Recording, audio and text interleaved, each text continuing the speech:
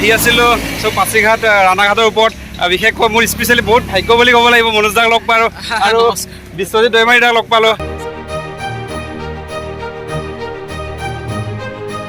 Good morning from Dhemaji. আজি মই ধেমাজিৰ পৰা আজি ব্লগটো আৰম্ভ কৰিছোঁ। আজি বিশেষকৈ পাছিঘাট যাম বুলি ভাবিছোঁ আৰু মোৰ লগতে এয়া ঋতুদা আছে, ঋতুদা আছে আৰু তাৰপিছত ঋতুদা বৌ এয়া, তাৰপিছতে এয়া ঋতুদাৰ ল'ৰা, হাই কৈ দিয়া, এয়া ভাইটি। চ' আমি আজি মানে বিশেষ তেখেতলোকৰ বন্ধু এজন আছে, বিয়া এখন আছে বোলে, চ' পাছিঘাটত। বলক তেন্তে ভিডিঅ'টো আৰম্ভ কৰোঁ।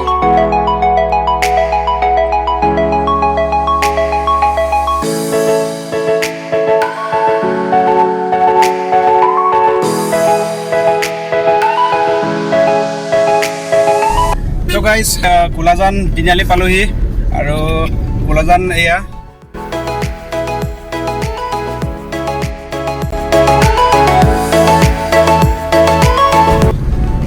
গাইজ আজি এনেদৰে মানে গাড়ী চলাই চলাই ভিডিঅ' কৰি থাকিবলগীয়া হৈছে আৰু এতিয়া ক'ত পাইছোঁহি, এতিয়া ক'ত পাইছোঁহি আমি ক্লাইমেগুৰি পালোহি আৰু পিছপিনে চাওক বৌহঁতৰ অৱস্থা বেয়া হৈ আছে, এয়া চাওক ইফালে ভাইটি সাৰ পাই আছে, এয়া চাই থাকিব আপোনালোকে। বাকী খবৰ কওক ৰিদ্দা। জাৰ্ণিটো যথেষ্ট ভাল লাগিছে ন? যথেষ্ট ভাল লাগিছে, কিন্তু উপায় নাই, গাড়ী এনেকৈ চলাই কিন্তু ভিডিঅ' কৰিব নালাগে, কিন্তু উপায় নাই যিহেতু ৰিদ্দাও চলাব নাজানে ইমান আৰু মই চলাই আহিবলগীয়া হৈছে, ভিডিঅ' কৰিবলগীয়া হৈছে। 20 কিলোমিটাৰ চলাই আহি অৱশেষত ৰূপসিং গেট পাৰ হ'লোহি আৰু মোৰ পিছপিনে চাওক ইফালে হৈছে অৰুণাচল আৰু এইপিনে হৈছে আমাৰ অসমৰ। চ' সেই স্থানতে আছোঁ, অকণমান ৰেষ্ট ল'লোঁ যিহেতু 120 কিলোমিটাৰ গাড়ী চলাই আহিছোঁ আৰু এতিয়া আৰু পাছিঘাটলৈ বেছি দূৰ নহয়, ইয়াৰ পৰা 50 কিলোমিটাৰ আছে, জল্দি পাই যাম। Welcome to Pasighat.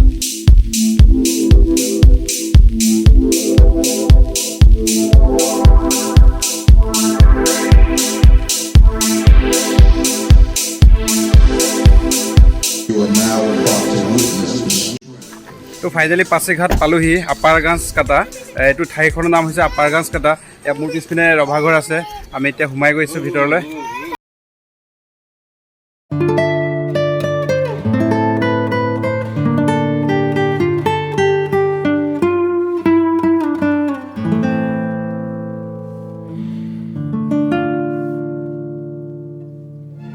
এয়া দৰাৰ কাষতে আছোঁ আমি, হাই কৰি দিওঁ, হাই, ঠিক আছে। এয়া চাওক বাবু,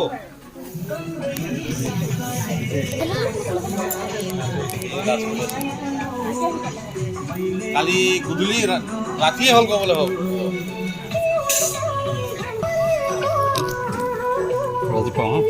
ঠিক আছে।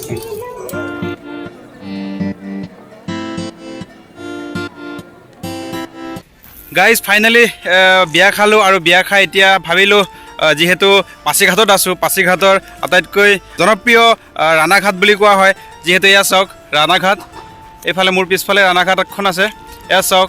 ভাবিলোঁ আপোনালোককো দেখুৱাম আৰু সন্ধিয়া ভিউ বহুত ধুনীয়া লাগিছে। এয়া চাওক মোৰ পিছপিনে গোটেই পাহাৰেই পাহাৰ, চাওক এয়া চাওক, সুন্দৰ পৰিৱেশ চাওক, ভিউটো চাওক কি বঢ়িয়া লাগিছে চাওক।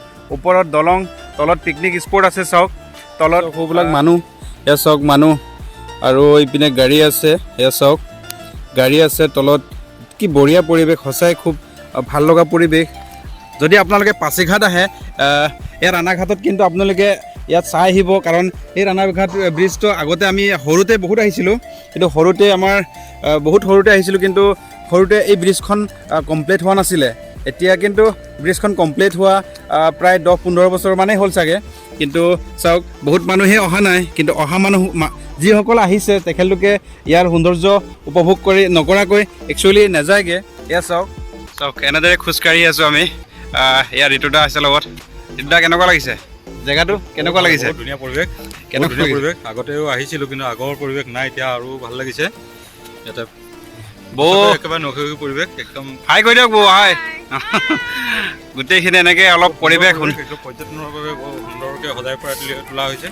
আচলতে পৰ্যটন নহয়, এইটো আচলতে এটা গাইড বান হয়, কিন্তু গাইড বানটোৱে ইমান কিন্তু ধুনীয়া হৈছে। একচুৱেলি গাইড বানটো আমাৰ তাত যদি ব্ৰহ্মপুত্ৰখন এনেকৈ যদি কৰা যায় বহুতখিনি ভাল হ'ব ন, ৰাইজৰ বহুত মাটি মানে বাচি যাব আচলতে।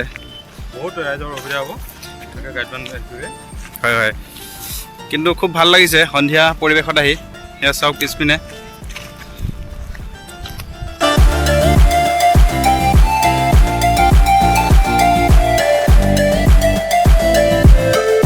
আহি আছিলোঁ চব পাছিঘাট ৰাণাঘাটৰ ওপৰত বিশেষকৈ মোৰ স্পেচিয়েলি বহুত ভাগ্য বুলি ক'ব লাগিব মনোজ দাক লগ পালোঁ আৰু বিশ্বজিৎ দৈমাৰী দাক লগ পালোঁ ভাল ভাল ভাল আপোনালোক ক'ৰবালৈ গৈছিলে আমি আগলৈ গৈছিলোঁ মানে বহুত হেঁপাহ আছিলে একচুৱেলি কৈছোঁ মই মানে আজি বহুত বহুত লাকি বুলি ক'ব লাগিব একদিন আপোনাৰ ঘৰলৈ যাম ফোন নাম্বাৰটো লৈ যাম ন দাদা ঠিক আছে এয়া চাওক বহুত বহুত ভাল লাগিছে মানে আমি তেখেতক লগ পাই খুব মানে এক্সাইটেড হৈ গৈছোঁ আমি মানে কমলা কিনিবলৈ ৰখিলোঁ মই বহুত চাইছোঁ মানে পিছপিনৰ পৰা চাই তেখেতলোকক মানে মাতিছোঁ আগভেটি কাৰণ ময়ো কনফিউজন দেখা নাই একচুৱেলি ফিজিকেলি লগ পোৱা নাই তেনেকুৱা থেংক ইউ ঠিক আছে ৰাণাঘাটৰ পৰিৱেশ সকলোখিনি আপোনালোকক দেখুৱালোঁ আৰু যিহেতু এতিয়া সন্ধিয়া হৈ আহি আছে আৰু আমি বহুত দূৰ যাব লাগিব প্ৰায় 200 কিলোমিটাৰমান আকৌ যাবগৈ লাগিব ধেমাজি আৰু ঘৰলৈ যাব লাগিব চ' ভিডিঅ'টো চাই কেনে পালে আপোনালোকে নিশ্চয় কমেণ্ট কৰি জনাব আৰু যদি চেনেলত নতুনকৈ আহিছে আপোনালোকে চেনেলটো প্লিজ ছাবস্ক্ৰাইব কৰি দিব আৰু যদি ছাবস্ক্ৰাইব কৰি থৈ যায় ভিডিঅ'টো লাইক কৰি দিব চ' এনেধৰণৰ ভিডিঅ' আৰু আগলৈ পাই থাকিবৰ কাৰণে আপোনালোকে বেল আইকনটো প্ৰেছ কৰি দিব আজিলৈ পাছিঘাট আৰু ৰাণাঘাটকো বিদায় দিছোঁ চ' নেক্সট অন্য এটা ভিডিঅ'ত লগ পাম বাই বাই